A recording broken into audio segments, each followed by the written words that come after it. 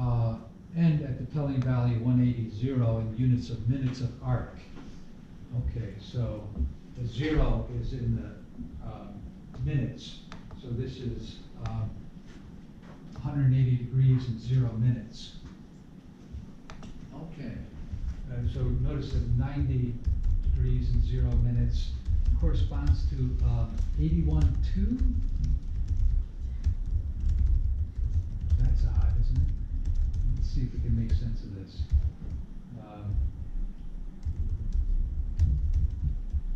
But it may be that these arcs columns values were meant to be understood in units of degrees instead. They would have looked the same to Hipparchus, but for the commas and the brackets for these entries would become semicolons instead. For instance, the first entry, 730, is meant to be interpreted as 450 arc minutes. Ah, arc minutes. So how many degrees is that? Well, it's going to be, how many times is 60 going? Well, it goes in 7 times with the remainder of 30, right? So it would be 7 degrees and 30 minutes. Okay, in our system of rendering, but it could have been intended to be read as 7 semicolon 30, which is 7 degrees and 30 minutes, which is half a degree, right? As our table is entirely a modern reconstruction, we cannot possibly consult Hipparchus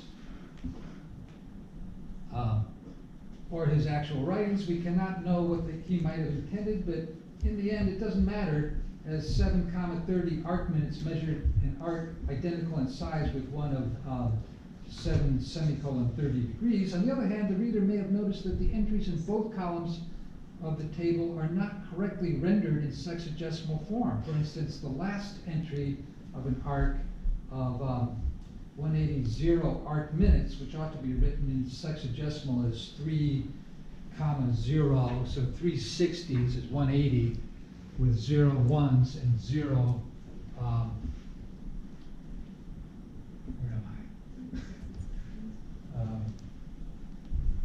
So this is 180 arc minutes should be written in sexagesimal as 300. The number 180 is not a proper sexagesimal digit. It is greater than or equal to 60. However, there's precedent for giving values in this form. Ptolemy does the same in his published table of chords in the Almagest. Their arcs are consistently measured in units of degrees and fractions of a degree, employing the sexagesimal system of minutes and 60ths of a degree as seconds of 60ths of a minute.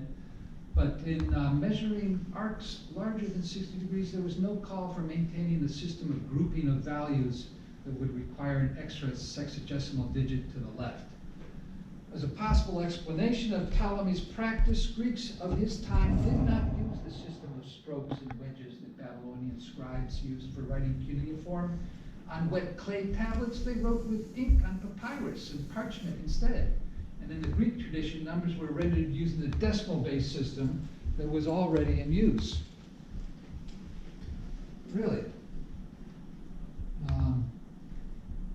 Nonetheless, they made use of sexagesimal numbers for working in the degrees minutes second system of measuring and calculating the arcs and angles in working problems in mathematical astronomy. So in tasks 2A and 5C, you measured central angles that corresponded to chords which were sides of certain regular polygons inscribed in a circle. Do these angles appear as arcs in Hipparchus's table?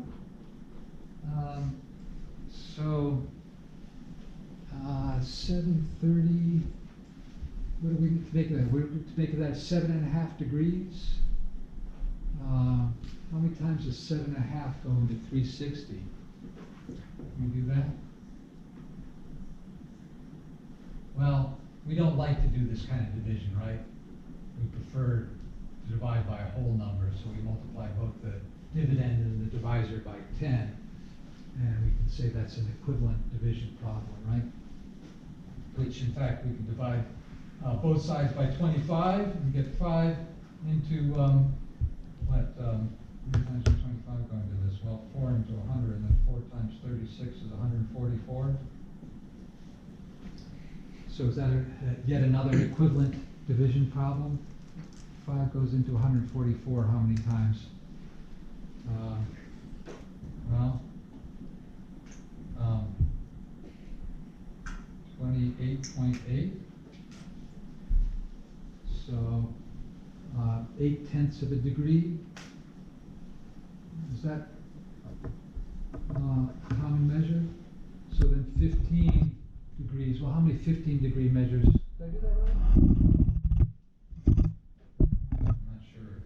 So 25 goes into 100 4 times, and we have 36 fours, which is 144, right?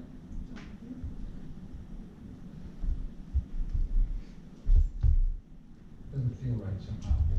It's 48. Really? 75 to 36, 100. Well, let's see. So yeah, I'm getting a 4 here, aren't I? Yeah, so I'm not sure what I did wrong. So 300 here, and then when we subtract, we get 600. And how many times does 75 go into 600? 8? Yeah, 48, exactly 48, huh? Okay, so what does that mean? Well, a 48-sided figure would have a central angle subtended by a side at the center of 7.5 degrees. So how about a figure with 15-degree arcs?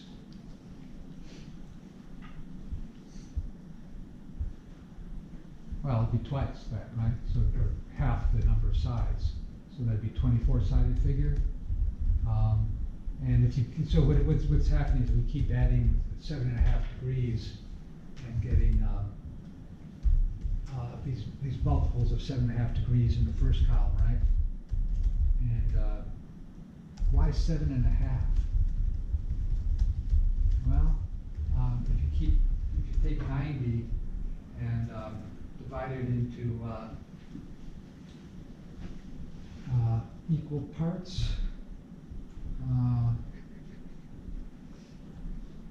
How many times? I guess,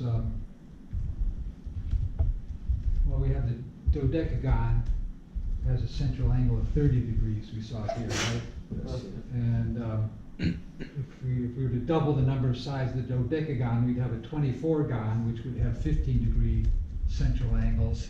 And if we were to do that again, we'd have 7.5-degree central angles, right? So the central angle of 7.5 degrees subtends a chord of the same length. Is that true? Yeah.